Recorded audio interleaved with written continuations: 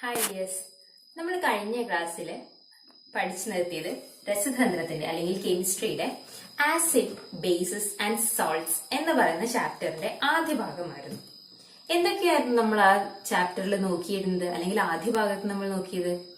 ആസിഡുകളെ എങ്ങനെ തിരിച്ചറിയാം എന്ന് നമ്മൾ മനസ്സിലാക്കി. രണ്ടാമത്തത് എന്തായിരുന്നു?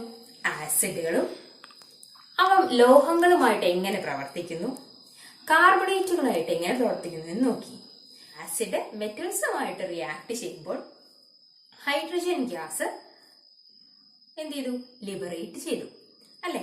അതുപോലെ തന്നെ കാർബണേറ്റുകളായിട്ട് റിയാക്ട് ചെയ്യുമ്പോൾ ഏത് ഗ്യാസ് ആയിരുന്നു ലിബറേറ്റ് ചെയ്തിരുന്നത്? കാർബൺ ഡൈ ഓക്സൈഡ്, അല്ലെ? അതിനുശേഷം നമ്മൾ പലതരത്തിലുള്ള മിനറൽ ആസിഡുകളും ഓർഗാനിക് ആസിഡുകളും പരിചയപ്പെട്ടു, ഇല്ലേ? നമ്മുടെ ടെക്സ്റ്റ് ബുക്കില് കോയിബിൾസ് നിങ്ങൾ ഫില്ല് ചെയ്തിരുന്നല്ലോ, അല്ലേ? ഏതൊക്കെ ആസിഡ് ആയിരുന്നു നമ്മൾ പരിചയപ്പെട്ടത്? ഓർഗാനിക് ആസിഡുകൾ പറയുകയാണെങ്കിൽ സിട്രിക് ആസിഡ്, പിന്നെ ലാക്ടിക് ആസിഡ്, ടാർട്ടാറിക് ആസിഡ്, വിനാഗിരിയിലുള്ള അസറ്റിക് ആസിഡും പരിചയപ്പെട്ടു കഴിഞ്ഞു, അല്ലെ? ഇനി നമ്മൾ മിനറൽ ആസിഡുകൾ ഏതൊക്കെയായിരുന്നു പരിചയപ്പെട്ടത്? Hydrochloric acid, carbonic acid, sulphuric acid, ഫോസ്ഫോറിക്കും ഹൈപ്പോക്ലോറിക് ആസിഡും നമ്മൾ പരിചയപ്പെട്ടു, ഇല്ലേ? ഇതിൽ നിന്നെല്ലാം ജനറൽ ആയിട്ട് നമ്മൾ ആസിഡുകളെ ഒന്ന് ഡിഫൈൻ ചെയ്തു. എങ്ങനെയായിരുന്നു നമ്മൾ ആസിഡുകളെ ഡിഫൈൻ ചെയ്തത്? Acids are the substance which increase the concentration of H+ ion in aqueous solution. Aqueous സൊല്യൂഷനിലായിരിക്കുമ്പോൾ ആസിഡുകൾ H+ അയോൺസിന്റെ കോൺസെൻട്രേഷൻ ഇൻക്രീസ് ചെയ്യുന്നു എന്ന് പറഞ്ഞു. എങ്ങനെ ഇൻക്രീസ് ചെയ്തിട്ടുണ്ടായിരുന്നേ? അത് അയണൈസ് ചെയ്യുന്നുണ്ടായിരുന്നു, അല്ലെ? ആസിഡുകള് വാട്ടറുമായിട്ട് റിയാക്ട് ചെയ്യുമ്പോൾ അത് അയണൈസ് ചെയ്യുന്നു എന്ന് പറഞ്ഞു. അയണൈസ് ചെയ്യാന്ന് പറയുമ്പോൾ പോസിറ്റീവ് ചാർജുള്ള അയോണുകളും നെഗറ്റീവ് ചാർജുള്ള അയോണുകളുമായിട്ട് അവ മാറ്റപ്പെടുന്നു. അങ്ങനെയാണല്ലോ നമ്മൾ പരിചയപ്പെട്ടത്. ഇനി നമുക്ക് കൂടുതൽ പരിചയപ്പെട്ട ആസിഡുകൾ എങ്ങനെ അയണൈസ് ചെയ്യുന്നു എന്നൊന്ന് കണ്ടു നോക്കിയാലോ? ഈ ചാർട്ടിലേക്ക് ശ്രദ്ധിക്കാം. ഏറ്റവും ആദ്യം നമ്മൾ പരിചയപ്പെടുന്ന ആസിഡ് ഏതായിരുന്നു?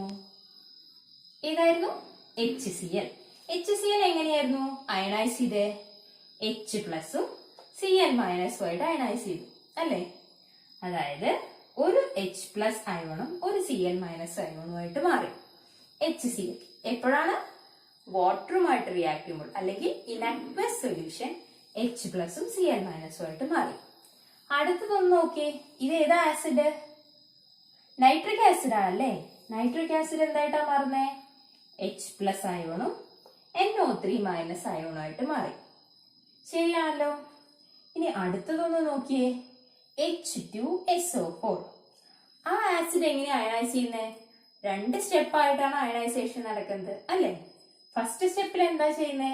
ഒരു H+നെ വിട്ടുകൊടുത്ത് ബാക്കി ഇതിൽ എന്താ ഉണ്ടാവുക? HSO4- ആയിരിക്കും, അല്ലേ? ഇനി രണ്ടാമതും ആ HSO4 അയണൈസ് ചെയ്യുന്നു. അപ്പൊ എന്തായി? H+ഉം SO4 2-ഉം. അതായത് ഇതിലുള്ള 2 ഹൈഡ്രജൻ ആറ്റവും വിട്ടുകൊടുത്തു കഴിഞ്ഞപ്പോൾ, അല്ലെങ്കിൽ ഡൊണേറ്റ് ചെയ്ത് കഴിഞ്ഞപ്പോൾ SO4- എന്ത് ചാർജ് ആയി? 2- ആയി. അപ്പൊ നമുക്ക് 2 H+ അയോണുകളെ ആര് ഡൊണേറ്റ് ചെയ്തു? H2SO4.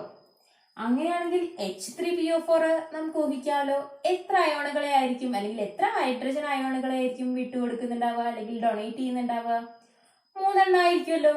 അതെങ്ങനെയാന്ന് കൂടി ഒന്ന് നോക്കാം. H+ H2PO4- ഒരു ഹൈഡ്രജൻ അയണിനെ കൊടുക്കുമ്പോൾ ഒരു നെഗറ്റീവ് ചാർജ്. H2PO4- അതായത് ഈ കോമ്പൗണ്ട് വീണ്ടും അയണൈസ് ചെയ്യുന്നു വാട്ടറിൽ. അപ്പൊ എന്തായി? ഒരു H+ കൂടി ഇതിൽ നിന്ന് കൊടുക്കും. അപ്പോൾ എന്ത് ചാർജ് വന്നു? HPO4 2- ആയി. ഈ HPO4 വീണ്ടും അയണൈസ് ചെയ്യുമ്പോഴോ H+ഉം PO4 3-ഉം, അതായത് 3 ഹൈഡ്രജനെയും വിട്ടുകൊടുത്തിട്ട് ഡൊണേറ്റ് ചെയ്തിട്ട് PO4 3- ഫോമിലേക്ക് മാറി. ഇങ്ങനെയാണെങ്കിൽ ഓരോ ആസിഡുകളും ഡൊണേറ്റ് ചെയ്യുന്ന ഹൈഡ്രജൻ ആറ്റത്തിന്റെ എണ്ണം നമുക്ക് കണ്ടുപിടിച്ചൂടെ? ഏത് തന്നെയായിരിക്കും? ഹൈഡ്രജന്റെ എത്ര നമ്പർ ഉണ്ടെന്ന് കാണിക്കുന്നു അത് തന്നെയായിരിക്കും അതിന്റെ ഡൊണേറ്റ് ചെയ്യുന്ന ഹൈഡ്രജൻ ആറ്റത്തിന്റെ എണ്ണവും. ഇതിന്റെ ബേസിസിലാണ് എന്താണ് ബേസിസിറ്റി ഓഫ് ആസിഡ്സ്. എന്തായിരിക്കും അപ്പോ ബേസിസിറ്റി ഓഫ് ആസിഡ് എന്ന് നിങ്ങൾക്ക് തന്നെ ഡിഫൈൻ ചെയ്യാലോ. എന്തായിരിക്കും? The number of hydrogen ions donated by a molecule of an acid. എന്താണ്? The number of hydrogen ion donated by one molecule of acids. ഒരു മോളിക്യൂൾ ആസിഡ് എത്ര H+ അയോണുകളെ ഡൊണേറ്റ് ചെയ്യുന്നു എന്നതാണ് ആ ആസിഡിന്റെ ബേസിസിറ്റി എന്ന് പറയുന്നത്. അങ്ങനെയാണെങ്കിൽ ഈ ആസിഡുകളുടെയൊക്കെ ബേസിസിറ്റി നിങ്ങൾക്ക് തന്നെ ഒന്ന് പറഞ്ഞു നോക്കിക്കൂടെ. HCl ഒരു H+ വിട്ടുകൊടുക്കുന്നു, അതുകൊണ്ട് തന്നെ ഇതിന്റെ ബേസിസിറ്റി എന്ന് പറയുന്നത് 1 ആയിരിക്കും അല്ലേ. അപ്പൊ നമുക്ക് ഇവിടെ എന്ത് ചെയ്യാം? 1 എന്നുള്ളത് ഒട്ടിക്കാം. ഓക്കെ, ശരിയല്ലേ? ഒരു ഹൈഡ്രജനെയാണ് എന്ത് ഡൊണേറ്റ് ചെയ്യുന്നത്? HCl മോളിക്യൂൾ ഓഫ് ഒരു മോളിക്യൂൾ ഓഫ് HCl ഡൊണേറ്റ് ചെയ്യുന്നത്. അതുകൊണ്ട് അതിന്റെ ബേസിസിറ്റി 1. കറക്റ്റ് ആണല്ലോ. അങ്ങനെയാണെങ്കിൽ HNO3 എന്ന് പറഞ്ഞു നോക്കിയേ, എത്ര H+ കൊടുത്തിട്ടുണ്ട്? 1 തന്നെയല്ലേ. അപ്പൊ നമുക്ക് അടുത്ത 1 ആ HNO3 അവിടെ ഒട്ടിക്കല്ലേ. അടുത്ത 1 ബേസിസിറ്റി ഓഫ് HNO3 എന്ന് പറയുന്നത് 1 തന്നെ. അപ്പൊ H2SO4 എന്തായിരിക്കും? ഏതാണ്? 2 ആണല്ലേ. അപ്പൊ 2 ഒടിക്കാൻ പോവാണേ ടീച്ചർ. H2SO4 2 ആണ്. അങ്ങനെയാണെച്ചെങ്കിൽ ആയിരിക്കും 3 ആയിരിക്കുമല്ലോ. 3 കൂടി ഒട്ടിക്കുകയാണേ.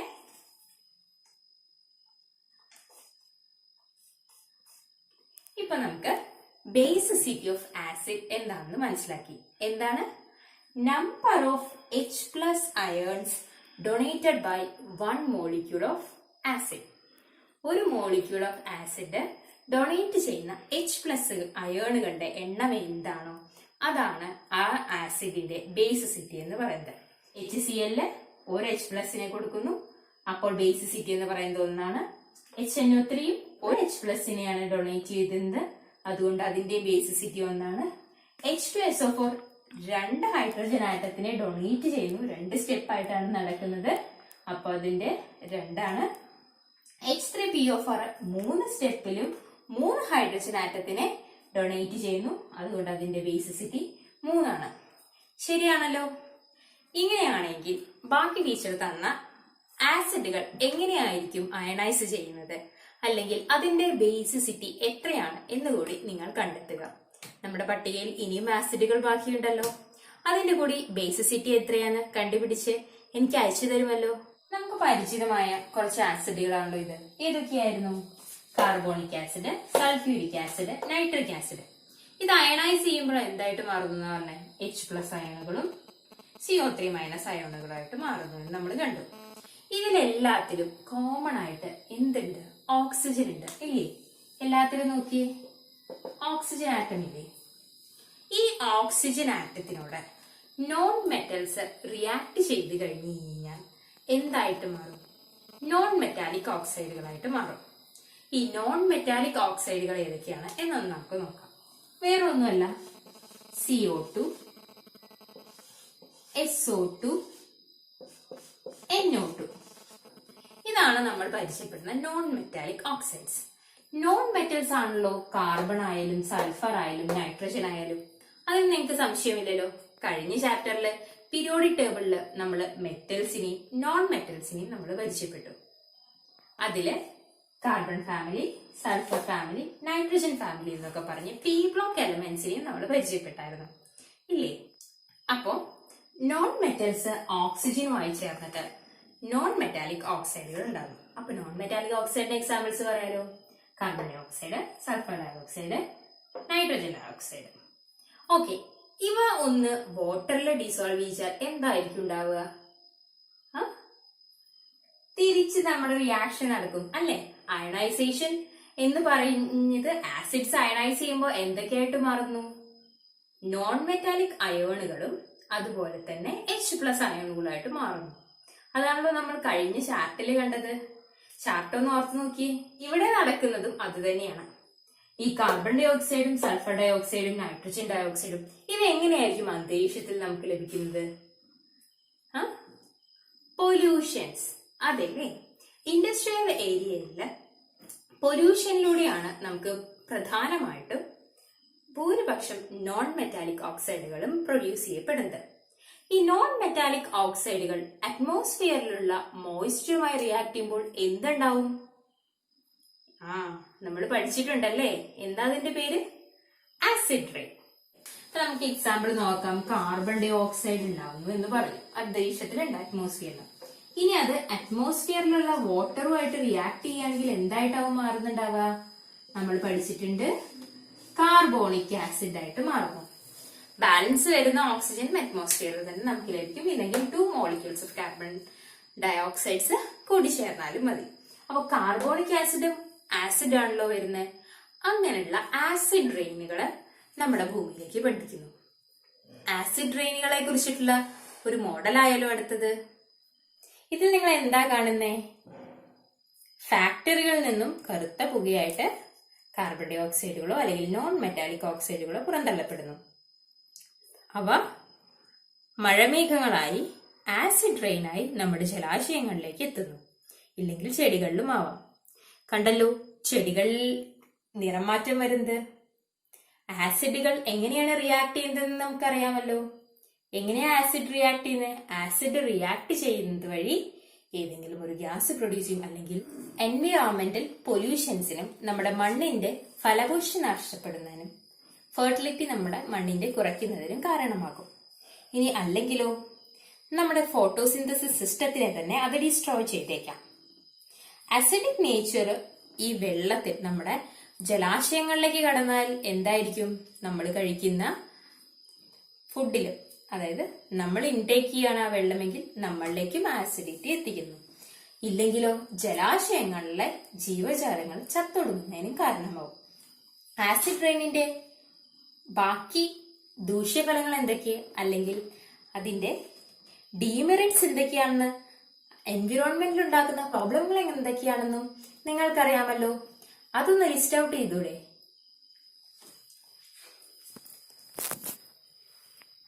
അപ്പോ ആസിഡ് റെയിൻ നമ്മുടെ എൻവിറോൺമെന്റിൽ ഉണ്ടാക്കുന്ന പലതരത്തിലുള്ള പ്രശ്നങ്ങൾ, എൻവിറോൺമെന്റൽ പ്രോബ്ലങ്ങൾ നമ്മൾ കണ്ടു ഇല്ലേ? കൂടുതൽ നിങ്ങൾക്കറിയാമല്ലോ. അത് ലിസ്റ്റ് ഔട്ട് ചെയ്യാൻ മറക്കരുത്. നിങ്ങളുടെ ടെക്സ്റ്റ് ബുക്കിൽ സ്പേസ് അലോ ചെയ്തിട്ടുണ്ട്. അവിടേക്ക് ഫില്ല് ചെയ്യുന്നതിന് വേണ്ടി നമ്മൾ എന്തായാലും കൂടുതൽ പോയിന്റുകൾ കണ്ടെത്തുമല്ലോ. അടുത്തതാണ്, എങ്ങനെയായിരിക്കും നമുക്ക് ഈ എൻവിറോൺമെന്റൽ പ്രോബ്ലംസിനെ റെഡ്യൂസ് ചെയ്യാം? ഇപ്പൊ നമ്മുടെ ഇവിടെ നമ്മൾ യൂസ് ചെയ്യുന്ന വാഹനങ്ങളിലെല്ലാം ഫ്യൂവൽസ് എന്തൊക്കെയാണ്? പെട്രോൾസ്, ഡീസൽസ് ഒക്കെയാണ്. ഇത് എന്ത് ഫ്യൂവലാണ്? ഫോസിൽ ഫ്യൂവൽസ് ആണ് അല്ലെ? ഡിക്കി ചെയ്തെടുക്കുന്നതല്ലേ. ഇങ്ങനെയുള്ള ഫോസിൽ ഫ്യൂവൽസ് പുറത്ത് വിടുന്നതും കാർബൺ ഡൈ ഓക്സൈഡുകളോ സൾഫർ ഡൈ ഓക്സൈഡുകളോ ഒക്കെ തന്നെ ആയിരിക്കുമല്ലോ. അപ്പോൾ ഇവയുടെ ഉപയോഗം കുറയ്ക്കുന്നത് വഴി നമുക്ക് പൊല്യൂഷൻ റേറ്റ് കുറയ്ക്കാമല്ലോ. ഒരു വഴി അതാണ്. രണ്ടാമത്തതായിട്ട് പറയുന്നത്, സൾഫർ കണ്ടെയ്ൻ ചെയ്യുന്ന ഏറ്റവും സ്ട്രോങ് ആയിട്ടുള്ള ആസിഡ് ഓഫ് ആസിഡ് എന്ന് പറയുന്നത് ഏതാണ്? സൾഫ്യൂരിക് ആസിഡ് ആണ് അല്ലെ? അപ്പോൾ ആസിഡിന്റെ വീര്യം കുറയ്ക്കാൻ വേണ്ടി സൾഫർ കണ്ടെയ്ൻ ചെയ്യുന്ന കോമ്പൗണ്ടുകളെ ഉപയോഗം നമുക്ക് കുറയ്ക്കാം. ഇന്ന് ഇപ്പൊ അടുത്ത് നമ്മുടെ പത്രത്തിൽ ഒരു വാർത്ത വായിച്ചായിരുന്നു ഇല്ലേ? എന്തായിരുന്നു അത്? പുതിയ ഇലക്ട്രിക്കൽ വെഹിക്കിൾസ് വരുന്നു, ഇക്കോ ഫ്രണ്ട്ലി വെഹിക്കിൾസ് വരുന്നു.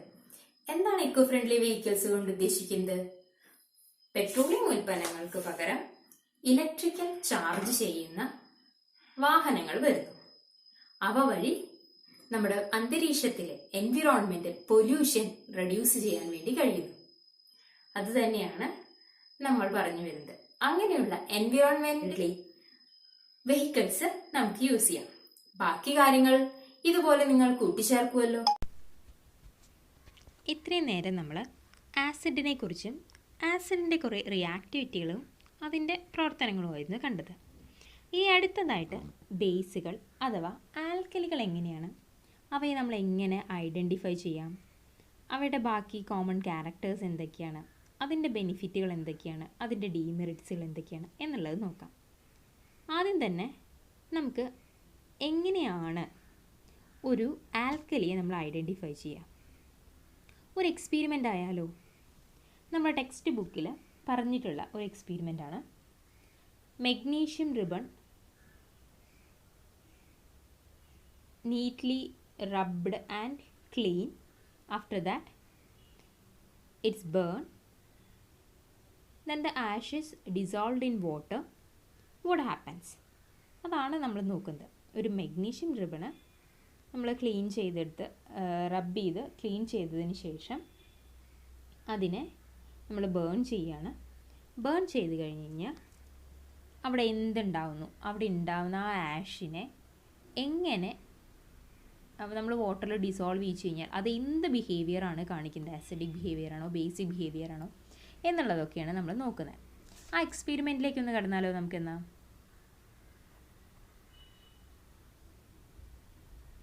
എക്സ്പെരിമെൻറ്റ് നോക്കാം. എന്തൊക്കെയാണ് അവിടെ ഉള്ളത്? Magnesium ribbon, water, 2 litmus paper, pituitary dish ഉണ്ട്, പിന്നെ സ്പിരിറ്റ് ലാമ്പ് ഉണ്ട്, മാച്ച് ബോക്സ് ഉണ്ട്, ഒരു ടോൺസ് ഉണ്ട്, പിന്നെ ഡ്രോപ്പർ നമ്മൾ എടുത്ത് വെച്ചിട്ടുണ്ട്. ആദ്യം തന്നെ നമ്മൾ ആ സ്പിരിറ്റ് ലാമ്പ് ഒന്ന് കത്തിക്കുകയാണ്. സ്പിരിറ്റ് ലാമ്പ് കത്തിച്ചതിന് ശേഷം നമ്മൾ മെഗ്നീഷ്യം റിബൺ ബേൺ ചെയ്യും. നമുക്കറിയാം മെഗ്നീഷ്യം നമ്മൾ ഉരച്ച് ക്ലീൻ ചെയ്തിട്ടാണ് അവിടെ വെച്ചിരിക്കുന്നത്. എന്തുകൊണ്ടായിരിക്കും അത് ഉരച്ച് നമുക്ക് ക്ലീൻ ചെയ്യേണ്ടതായിട്ട് വന്നത്? അറ്റ്മോസ്ഫിയറിലുള്ള ഓക്സിജനുമായിട്ട് ചേർന്ന് മെഗ്നീഷ്യം ഓക്സൈഡായിട്ട് മാറുന്നുള്ളതുകൊണ്ട്. നോക്കിയേ, ആ മെഗ്നീഷ്യം ബേൺ ചെയ്യുന്നത് എങ്ങനെയാണ്? ബ്രൈറ്റ് വൈറ്റ് ലൈറ്റ്സ് അന്ന് പുറത്തേക്ക് വരുന്നുണ്ട് അല്ലേ? അങ്ങനെയാണ് അത് ബേൺ ചെയ്യുന്നത്. അങ്ങനെ ബേൺ ചെയ്യുന്ന മെഗ്നീഷ്യം എന്തായിട്ട് മാറുന്നു എന്ന് കൂടി നോക്കിയേ. ആഷസ് ആയിട്ടാണ് മാറുന്നത് അല്ലേ? ഇനി ഈ ആഷസിലേക്ക് നമ്മൾ ഡ്രോപ്പ് വൈസ് വാട്ടർ ആഡ് ചെയ്തിട്ട് ആ മഗ്നീഷ്യം ആഷസിനെ നമ്മൾ ഡിസോൾവ് ചെയ്യിക്കുകയാണ്. ശേഷം അതിൻ്റെ ഓരോ ഡ്രോപ്പ് നമ്മളവിടെ 2 ലിറ്റ്മസ് പേപ്പർ എടുത്ത് വെച്ചിട്ടുണ്ടായിരുന്നു അല്ലേ, ബ്ലൂവും റെഡും. അതിലേക്ക് ഓരോ ഡ്രോപ്പ് ആഡ് ചെയ്യുന്നു. എന്താ വരുന്ന മാറ്റം എന്ന് നോക്കിയേ. ബ്ലൂ ലിറ്റ്മസിന് എന്തെങ്കിലും മാറ്റം കണ്ടോ? ഇല്ലല്ലേ. റെഡ് ലിറ്റ്മസ് എന്തായിട്ട് മാറി? ബ്ലൂ ആയിട്ട് മാറി ആണല്ലോ. നമ്മുടെ ആസിഡിന്റെ ബിഹേവിയർ എന്താണെന്നാ പറഞ്ഞത്? ആസിഡ്സ് ബ്ലൂ ലിറ്റ്മസിനെ റെഡ് ആക്കുന്നു. ബേസ് എന്താ ചെയ്തേ നോക്കൂ, റെഡ് ലിറ്റ്മസിനെ ബ്ലൂ ആക്കിയല്ലോ. മെറ്റൽ ഓക്സൈഡ്സിന്റെ ബേസിക് നേച്ചർ ആണെന്ന് മനസ്സിലായല്ലോ. അപ്പോൾ നമ്മൾ എക്സ്പെരിമെൻറ്റിൽ കണ്ടത് എന്തായിരുന്നു? മെഗ്നീഷ്യം ഓക്സൈഡ്, അതായത് നമ്മൾ എടുത്ത മെഗ്നീഷ്യം റിബണിനെ ക്ലീൻ ചെയ്തെടുത്ത മെഗ്നീഷ്യം റിബണിനെ ബേൺ ചെയ്ത് ആഷ് അയക്കുമ്പോൾ അവിടെ ഒരു സബ്സ്റ്റൻസ് ഉണ്ടായി. ആ സബ്സ്റ്റൻസ് നമ്മൾ വാട്ടറിൽ ഡിസോൾവ് ചെയ്യിച്ചിട്ട് അതിൻ്റെ ബേസിസിറ്റി ആണോ ആസിഡിറ്റി ആണോ ഉള്ളതെന്ന് നോക്കി. എന്തിൻ്റെ സഹായത്തോടെ ചെയ്തത്? ലിറ്റ്മസ് പേപ്പറിൻ്റെ സഹായത്തോടെ. ആസിഡ്സ് ബ്ലൂ ലിറ്റ്മസിനെ റെഡ് ആക്കുമ്പോൾ ബേസസ് എന്താ ചെയ്യുന്നത്? റെഡ് ലിറ്റ്മസിനെ ബ്ലൂ ആക്കുകയാണ് ചെയ്യുന്നത്. അപ്പോൾ നമുക്കിവിടെ കണ്ടത് എന്താണെന്ന് മനസ്സിലായല്ലോ. ആ കണ്ടെയ്ൻ ചെയ്യുന്ന സബ്സ്റ്റൻസ് ഒരു ബേസിക് സൊല്യൂഷൻ ആണ് അവിടെ ഫോം ചെയ്തതെന്ന് മനസ്സിലായി. അപ്പോൾ നമുക്കിവിടെ മെറ്റലായിട്ടുള്ള മെഗ്നീഷ്യം കത്തുമ്പോൾ അത് കത്താൻ വേണ്ടി സഹായിക്കുന്നത് എന്തായിരിക്കും? നോക്കിയേ, മെഗ്നീഷ്യം ഓക്സിജൻ്റെ പ്രസൻസിലാണ് കത്തുന്നത് അല്ലെങ്കിൽ ബേൺ ചെയ്യുന്നത്. അപ്പോൾ അത് കറസ്പോണ്ടിങ് എന്തായിട്ട് മാറും? മെഗ്നീഷ്യം ഓക്സൈഡുകളായിട്ട് മാറുന്നു. ഈ മെഗ്നീഷ്യം ഓക്സൈഡാണ് നമ്മൾ വാട്ടറിൽ ഡിസോൾവ് ചെയ്യിച്ചത്. ഡിസോൾവ് ചെയ്യിച്ചപ്പോൾ എന്തായിട്ട് മാറിയത്? മെഗ്നീഷ്യം ഹൈഡ്രോക്സൈഡുകളായിട്ട് മാറി. ഇപ്പോൾ നമുക്ക് മനസ്സിലായി, ഒരു മെറ്റൽ ഓക്സൈഡ് വാട്ടറിൽ ഡിസോൾവ് ചെയ്യിച്ച് കഴിയുമ്പോൾ എന്തായിട്ടാണ് മാറുന്നത്? ഒരു ബേസിക് സബ്സ്റ്റൻസ് ആയിട്ടാണ് മാറുന്നത് അല്ലേ? മെറ്റലാണല്ലോ മെഗ്നീഷ്യം. അത് വാട്ടറുമായിട്ട്, അതിൻ്റെ ഓക്സൈഡ് വാട്ടറുമായിട്ട് ഡിസോൾവ് ചെയ്ത് ഉണ്ടാകുന്ന സൊല്യൂഷൻ എന്ന് പറയുന്നത് മെഗ്നീഷ്യം ഹൈഡ്രോക്സൈഡ് എന്ന് പറയുന്നത് ഒരു ബേസിക് സ്വഭാവമുള്ള സബ്സ്റ്റൻസ് ആണെന്ന് മനസ്സിലായി. ഇനി അടുത്തൊരു കാര്യം കൂടി നമുക്കവിടെ കൊടുത്തിട്ടുണ്ട്. ഏതാ? കാൽസ്യം ഓക്സൈഡ്സിൻ്റെ അല്ലെങ്കിൽ ക്യുക്ക് ലൈമിൻ്റെ കാര്യം കൂടി പറയുന്നുണ്ട്. അപ്പോൾ ക്യുക്ക് ലൈമും എന്ത് തന്നെയായിരിക്കും പ്രൊഡ്യൂസ് ചെയ്യുന്നുണ്ടാവുക? ക്യുക്ക് ലൈം വാട്ടറുമായിട്ട് റിയാക്ട് ചെയ്യുമ്പോൾ കറസ്പോണ്ടിങ് കാൽസ്യം ഹൈഡ്രോക്സൈഡ്സ് ഉണ്ടാകുന്നു. ഈ കാൽസ്യം ഹൈഡ്രോക്സൈഡ്സും ബേസിക് നേച്ചർ ആയിരിക്കുമല്ലോ. കാരണം കാൽസ്യം ഓക്സൈഡ് എന്ന് പറയുന്നതും ഒരു മെറ്റൽ ഓക്സൈഡാണ്. അപ്പോൾ മെറ്റൽ ഓക്സൈഡ്സ് വാട്ടറുമായിട്ട് റിയാക്ട് ചെയ്യുമ്പോൾ ബേസിക് സ്വഭാവമുള്ള ഒന്നായിട്ട് മാറുന്നു. ജനറലി നമുക്ക് അങ്ങനെ പറയാമല്ലോ, metallic oxides react with water it generally give A basic nature. ഇതിൽ നിന്ന് നമുക്ക് ജനറലി ബേസസിനെ എങ്ങനെ കാറ്റഗറൈസ് ചെയ്യാം? ബേസസ് എന്ന് പറയുന്ന സബ്സ്റ്റൻസ് റെഡ് ലിറ്റ്മസിനെ ബ്ലൂ ആക്കി മാറ്റുകയാണെന്ന് പറയാം. നമ്മൾ കണ്ടതാണല്ലോ അത്. പിന്നെ ഇവയ്ക്കെല്ലാം ആൽക്കലൈൻ ടേസ്റ്റ് ആയിരിക്കും ഉണ്ടാകുന്നത്. പിന്നെ സോപ്പി ടച്ച്, അതായത് ഒരു വഴുവഴുപ്പ് ഇവയ്ക്കുണ്ടാവും. അപ്പോൾ ജനറലി നമുക്ക് പറയാം metallic oxides generally exhibiting the characteristics of bases. ബേസസിൻ്റെ ക്യാരക്ടറിസ്റ്റിക്സ് എന്ത് കാണിക്കുന്നുണ്ട്? മെറ്റാലിക് ഓക്സൈഡുകൾ കാണിക്കുന്നുണ്ട്. പക്ഷേ എല്ലാ മെറ്റൽ ഓക്സൈഡ്സുകളും നമ്മൾ ബേസുകളാണെന്ന് പറയുന്നുണ്ട്. പക്ഷേ എല്ലാ ബേസുകളും വാട്ടറിൽ ഡിസോൾവബിൾ അല്ല. അപ്പോൾ ജനറലി നമുക്ക് എന്ത് പറയാം? മെറ്റാലിക് ഓക്സൈഡ്സ് ഒരു ബേസിക് നേച്ചർ എക്സിബിറ്റ് ചെയ്യുന്നുണ്ടെന്ന് പറയാം. എന്നാൽ എല്ലാ ബേസുകളും വാട്ടറിൽ ഡിസോൾവ് ആവുന്നവയല്ല. ഇങ്ങനെ വാട്ടറിൽ ഡിസോൾവബിൾ ആവുന്ന ബേസുകളെയാണ് നമ്മൾ ആൽക്കലികൾ എന്ന് പറയുന്നത്. അപ്പോൾ എന്താണ്?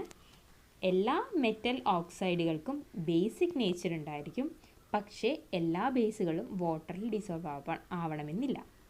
വാട്ടറിൽ ഡിസോൾവ് ആവുന്ന ബേസുകളെയാണ് നമ്മൾ ആൽക്കലികൾ എന്ന് പറയുന്നത്. ഇനി ഇവിടെ നോക്കിയേ, ഇവിടെ കുറച്ച് ഓക്സൈഡ്സുകൾ തന്നിട്ടുണ്ട്.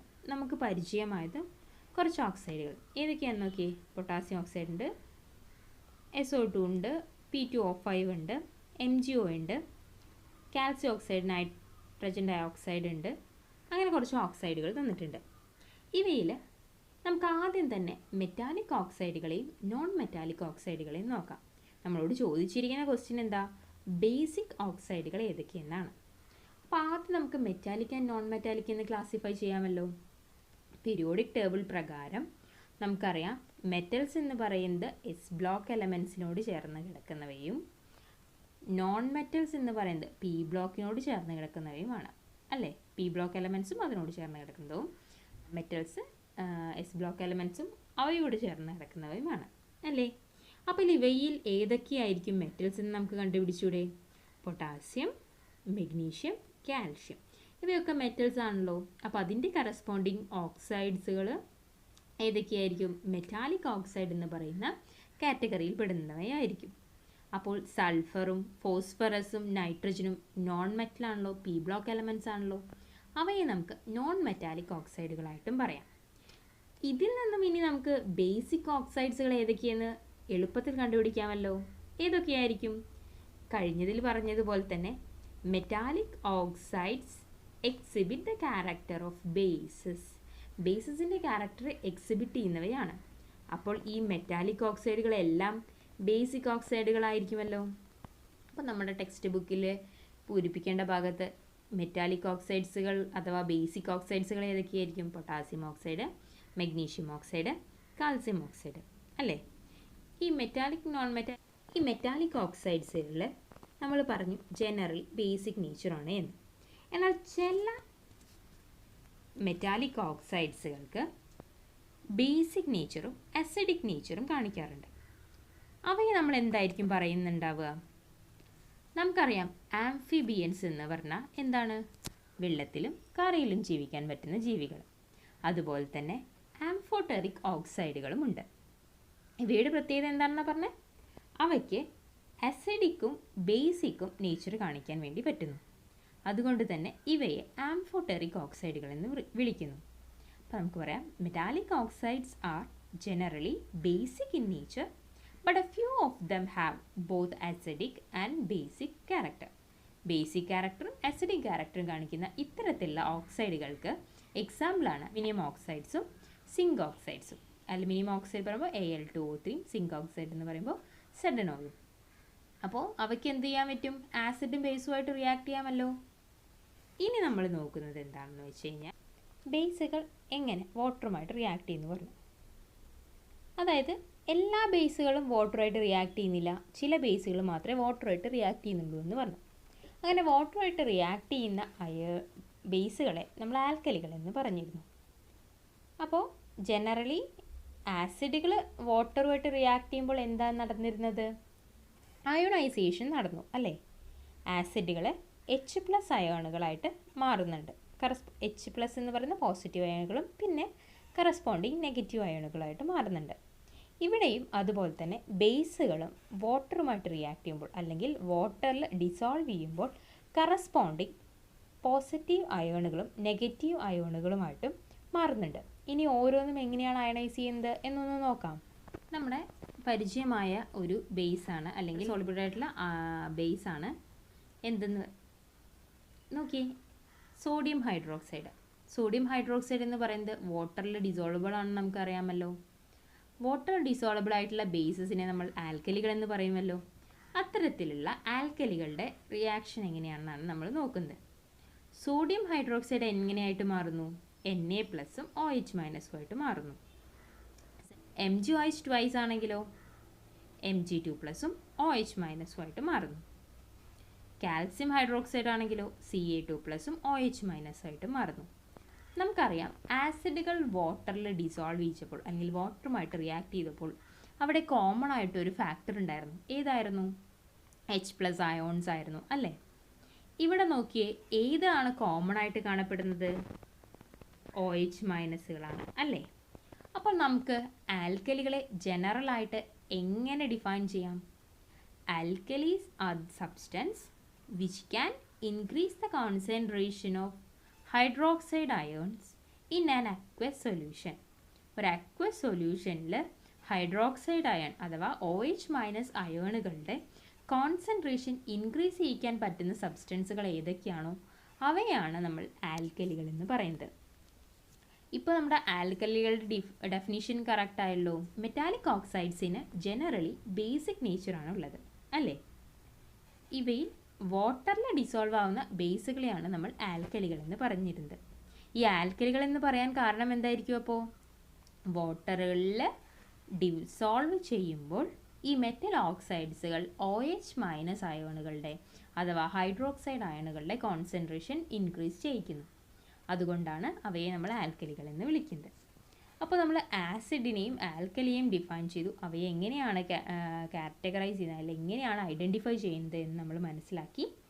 അവയിലെ കോമൺ ക്യാരക്ടർ ഏതൊക്കെയാണ്, കോമൺ ആയിട്ടുള്ള അയൺ ആൽക്കലികളിലും ആസിഡിലും വരുന്നത് ഏതാണെന്ന് മനസ്സിലാക്കി. ഇനി നമ്മൾ കുറച്ച് പരിചിതമായ കെമിക്കൽ നെയിംസും അതിൻ്റെ കോമൺ നെയിംസും കെമിക്കൽ ഫോർമുലയും മനസ്സിലാക്കാം. ഇതിൻ്റെ ആൽക്കലികളുടെ ഈ പട്ടികയൊന്ന് നോക്കി. സോഡിയം ഹൈഡ്രോക്സൈഡ് നമുക്കറിയാം NaOH എന്നാണ് കെമിക്കൽ ഫോർമുല. അതിൻ്റെ കോമൺ നെയിമായിട്ട് പറയുന്നത് കാസ്റ്റിക് സോഡയാണ്. കാസ്റ്റിക് സോഡ എന്നാണ് അതിന് പറയുന്നത്. കാൽസ്യം ഹൈഡ്രോക്സൈഡ് ആണെങ്കിൽ CaOH ട്വൈസ്. അതിനെ കോമൺ നെയിം എന്ന് പറയുന്നത് മിൽക്ക് ഓഫ് ലൈം എന്നാണ്. പൊട്ടാസ്യം ഹൈഡ്രോക്സൈഡ് KOH അതിനെ പറയുന്നത് കാസ്റ്റിക് പൊട്ടാഷ് എന്നാണ്. ഈ പേരുകൾ കോമൺ നെയിമുകൾ ഒന്ന് ഓർത്ത് വയ്ക്കുക. പരീക്ഷയ്ക്ക് ഫില്ലിംഗ് ദ ബ്ലാങ്ക്സ് ആയിട്ടൊക്കെ ടേബിളിൽ ചോദിക്കാം. അപ്പോൾ അതൊന്ന് ഓർത്ത് വയ്ക്കാം. കോമൺ നെയിമുകളും അതിൻ്റെ കെമിക്കൽ നെയിംസും കെമിക്കൽ ഫോർമുലയും. ഇത്രയും പറഞ്ഞ കാര്യങ്ങളൊക്കെ നിങ്ങൾക്ക് മനസ്സിലായി എന്ന് വിചാരിക്കുന്നു. എന്തൊക്കെയായിരുന്നു നമ്മൾ പറഞ്ഞത്? ആൽക്കലികൾ എങ്ങനെയാണ് ഐഡൻറ്റിഫൈ ചെയ്യുന്നതിനുള്ള ഒരു എക്സ്പീരിമെൻ്റ് കണ്ടു. മെറ്റാലിക് ഓക്സൈഡ്സിന് ജനറലായിട്ട് ബേസിക് ക്യാരക്ടറാണുള്ളത്. വാട്ടറിൽ ഡിസോൾവ് ആവുന്ന ബേസുകളെ നമ്മൾ ആൽക്കലികൾ എന്ന് പറഞ്ഞു. ഇവയ്ക്ക് ആൽക്കലികൾ എന്ന് വരാനുള്ള കാരണം എന്താണ്? അഥവാ വാട്ടറിൽ അല്ലെങ്കിൽ അക്വസ് സൊല്യൂഷനിൽ OH- അയോണുകളുടെ അല്ലെങ്കിൽ ഹൈഡ്രോക്സൈഡ് അയോണുകളുടെ കോൺസെൻട്രേഷൻ ഇൻക്രീസ് ചെയ്യുന്നതുകൊണ്ടാണ് അവയെ ആൽക്കലികൾ എന്ന് പറഞ്ഞിരുന്നത്. പിന്നെ പുതിയൊരു കാര്യം കൂടി പഠിച്ചു. ഏതായിരുന്നു? Amphoteric oxides. ആംഫോട്ടറിക് ഓക്സൈഡ്സ് എന്തായിരുന്നു? മെറ്റാലിക് ഓക്സൈഡ്സിന് ബേസിക് ക്യാരക്ടർ ആണെങ്കിലും ചില മെറ്റാലിക് ഓക്സൈഡ്സ് അസിഡിക്കും ബേസിക്കും ക്യാരക്ടർ കാണിക്കുന്നുണ്ട്. അതായത് ആസിഡുമായിട്ടും ബേസുമായിട്ടും റിയാക്ട് ചെയ്യുന്നുണ്ട്. അവയെ നമ്മൾ ആംഫോട്ടറിക് ഓക്സൈഡ്സ് എന്ന് പറഞ്ഞു. എക്സാമ്പിൾ ഏതൊക്കെയായിരുന്നു? അലുമിനിയം ഓക്സൈഡും സിങ്ക് ഓക്സൈഡും. ഇത്രയും മനസ്സിലായല്ലോ. Thank U.